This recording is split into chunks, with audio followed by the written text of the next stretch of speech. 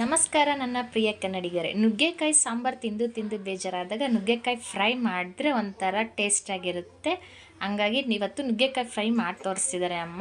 ಇವತ್ತು ನುಗ್ಗೆಕಾಯಿನ ಈ ಥರ ಹೆಚ್ಚಿಡ್ಕೊಂಡಿರಬೇಕು, ಮತ್ತು ತೊಳೆದು ಹೆಚ್ಚಿಡ್ಕೊಂಡಿರ್ರಿ. ಟೊಮೊಟೊನ ತೊಳೆದು ಹೆಚ್ಚಿಡ್ಕೊಳ್ರಿ. ಈರುಳ್ಳಿನೂ ಸಹ ಈ ಥರ ಹೆಚ್ಚಿಡ್ಕೊಂಡು, ಕರಿಬೇವನ್ನ ಈ ಥರ 4-5 ಹೆಸರುಗಳನ್ನ ತೊಗೊಂಡು ತೊಳೆದಿಟ್ಕೊಂಡಿದ್ದೀವಿ. ಕೊತ್ತಂಬರಿನೂ ಸಹ ಸಣ್ಣಕ್ಕೆ ಹೆಚ್ಚಿಟ್ಕೊಂಡಿದ್ದೀವಿ. ಸ್ವಲ್ಪ ಎಣ್ಣೆ, 1 ಲೋಟಷ್ಟು ಸ್ವಲ್ಪ ಎಣ್ಣೆ ತಗೊಂಡಿದ್ದಾರೆ. ಖಾರದ ಪುಡಿ ಮತ್ತು ಸಾಂಬಾರು ಪುಡಿ ಮತ್ತು ಉಪ್ಪು, ರುಚಿಗೆ ತಕ್ಕಷ್ಟು ಉಪ್ಪು, ಸಾಸಿವೆ ಮತ್ತು ಜೀರಿಗೆ. ಸಾಸಿವೆ ಜೀರಿಗೆನ ತೊಗೊಂಡಿದ್ದೀವಿ. ಒಂದು ಬಾಣಲಿ ಇಟ್ಟಿದ್ದೀವಿ, ಪಾನ್ ಇಟ್ಟಿದ್ದೀವಿ. ಅದಕ್ಕೆ ಎಣ್ಣೆ ಹಾಕ್ತಾಯಿದ್ದೀವಿ. ಎಣ್ಣೆ ಕಾದಾದ್ಮೇಲೆ ಸಾಸಿವೆ ಮತ್ತು ಜೀರಿಗೆನ ಹಾಕಬೇಕು.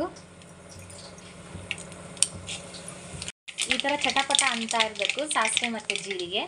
ಮತ್ತು ಕರಿಬೇವು ಮತ್ತು ಈರುಳ್ಳಿನ ಹಾಕಿದ್ದೀವಿ. ಎಲ್ಲನೂ ಒಂಥರ ಕಲಿಸಿ ಒಂದ್ಸಲ. ಹೆಚ್ಚಿಡ್ಕೊಂಡಿದ್ವಲ್ಲ ಆ ನುಗ್ಗೆಕಾಯಿನ ಇವಾಗ ಹಾಕ್ತಾ ಇದ್ದೀವಿ. ಈರುಳ್ಳಿ ನಂತರ ಅದನ್ನು ಹಾಕಬೇಕು. ನುಗ್ಗೆಕಾಯಿಗೆ ಬೇಯಬೇಕಲ್ವಾ, ಅದು ಬೇಯಿಸ್ಬೇಕು. ಹಂಗಾಗಿ ಸ್ವಲ್ಪ ನೀರನ್ನು ಹಾಕಬೇಕು. ಆಮೇಲೆ ರುಚಿಗೆ ತಕ್ಕಷ್ಟು ಉಪ್ಪನ್ನು ಹಾಕ್ರಿ.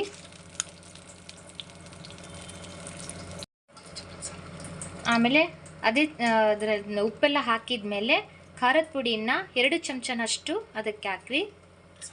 ಸಾಂಬಾರು ಪುಡಿ ಹಾಕಿ, ನಿಮ್ಮ ಮನೇಲಿ ಇದ್ರೂ ಸಾಂಬಾರು ಪುಡಿ ಹಾಕ್ರಿ, ಇಲ್ಲ MTR ಸಾಂಬಾರು ಪುಡಿ, ಯಾವ್ದು ಸಾಂಬಾರು ಪುಡಿ ನಿಮಗೆ ಸಿಗುತ್ತೋ ಆ ಸಾಂಬಾರು ಪುಡಿನ ಹಾಕ್ಬೋದು. ಆಮೇಲೆ ಎಲ್ಲನೂ ಒಂದು ಸಲ ಕಲಸಿ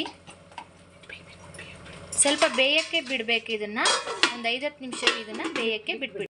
ಈ ಥರ 10 ನಿಮಿಷ ಬೇಯಿಸಿದ ಮೇಲೆ ಮತ್ತೆ ಹೆಚ್ಚಿದಂಥ 2 ಟೊಮೊಟೊನ ಅದಕ್ಕೆ ಹಾಕಬೇಕು. ಮತ್ತು ಕೊತ್ತಂಬರಿ ಹಾಕಬೇಕು ಲಾಸ್ಟಿಗೆ. ಹಾಕಿ ಎಲ್ಲನೂ ಸ್ವಲ್ಪ ಕಲಿಸ್ಬೇಕು. ಮತ್ತು ಸ್ವಲ್ಪ ಹೊತ್ತು ಲಿಡ್ ಹಾಕಿ ಮುಚ್ಚಿಡಿ. ನುಗ್ಗೆಕಾಯಿ ಸಾಂಬಾರು ತಿಂದು ಬೇಜಾರಾದಾಗ ನಾವು ಬರೀ ಬೇಳೆ ಸಾಂಬಾರು ಅನ್ನ ಮಾಡಿದಾಗ ಇದು ರುಚಿಗೆ ಸೈಡಿಗೆ ತಿಂತಾಯಿದ್ರೆ ತುಂಬ ಚೆನ್ನಾಗಿರುತ್ತೆ. ಒಮ್ಮೆ ಟ್ರೈ ಮಾಡಿ, ತುಂಬ ಚೆನ್ನಾಗಿರುತ್ತೆ.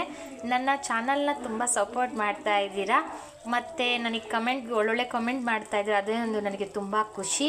ಆಮೇಲೆ ಏನಾದರೂ ನನ್ನ ಪರ್ಸ್ನಲ್ ಲಾಸ್ಟ್ ದೂರ ಸಂಬಂಧ ಇರೋರು, ದೂರ ರಿಲೇಟಿವ್ ಎಲ್ಲ ಫೋನ್ ಮಾಡಿ, ಮತ್ತು ಫ್ರೆಂಡ್ ಸರ್ಕಲರೆಲ್ಲ ಫೋನ್ ಮಾಡಿ ಹೇಳ್ತಾಯಿದ್ದೀರ ಆ ಥರ ವಿಡಿಯೋ ಮಾಡಿ, ಈ ಥರ ವಿಡಿಯೋ ಮಾಡ್ಕೊಳ್ಳಿ ಅಂತ. ಅದು ನನಗೆ ಇನ್ನೂ ತುಂಬ ಖುಷಿ ಬರ್ತಾಯಿದೆ. ನಯನ ಅನ್ನೋರು ನನಗೆ ತುಂಬಾ ಸಪೋರ್ಟ್ ಮಾಡಿ ಹೇಳ್ತಾ ಇದ್ದಾರೆ, ಅಕ್ಕ ನೀನು ಆ ಥರ ಮಾಡಿ, ಈ ಥರ ಮಾಡೋ, ಲಾಂಗ್ ವಿಡಿಯೋ ಮಾಡೋ ಅಂತ. ಥ್ಯಾಂಕ್ಸ್ ಅಪ್ಪ ನಯನ. ಆದರೆ ನಾನು ಮಾಡೋಕ್ಕೇನಿಲ್ಲ, ನನಗೂ ಸ್ವಲ್ಪ ಟೈಮ್ ಇಲ್ಲ. ಟೈಮ್ ಸಿಕ್ಕಾಗ ನಿಜವಾಗ್ಲೂ ನಾನು ಒಳ್ಳೊಳ್ಳೆ ವಿಡಿಯೋಗಳನ್ನ ಮಾಡಿಕೊಡ್ತೀನಿ. ನೀವೆಲ್ಲರೂ ನನಗೆ ಸಪೋರ್ಟ್ ಮಾಡ್ತೀರ, ನನಗೆ ತುಂಬ ಖುಷಿ ಆಗ್ತಾಯಿದೆ. ನನಗೆ ಸಬ್ಸ್ಕ್ರೈಬ್ ಆಗಿರೋಂತಹ ಎಲ್ಲರಿಗೂ ನನ್ನ ಹೃದಯಪೂರ್ವಕ ಕೃತಜ್ಞತೆಗಳನ್ನ ಸಲ್ಲಿಸ್ತಾ ಇದ್ದೀನಿ. ಹಾಗೆ ನನ್ನ ಸಪೋರ್ಟ್ ಇವಾಗ ಹೊಸ ಚಾನಲ್ ನನ್ನ ಹೊಸದಾಗಿ ನೋಡ್ತಾ ಇರೋವಂಥವ್ರು ದಯವಿಟ್ಟು ನನ್ನ ಚಾನಲ್ನ ಸಪೋರ್ಟ್ ಮಾಡಿ ನಮ್ಮನ್ನು ಬೆಳೆಸಿ ಅನ್ನೋ ಒಂದು ಹೇಳ್ತಾ ಇದ್ದೀನಿ. ಎಲ್ಲರಿಗೂ ಶುಭವಾಗಲಿ. ಧನ್ಯವಾದಗಳು.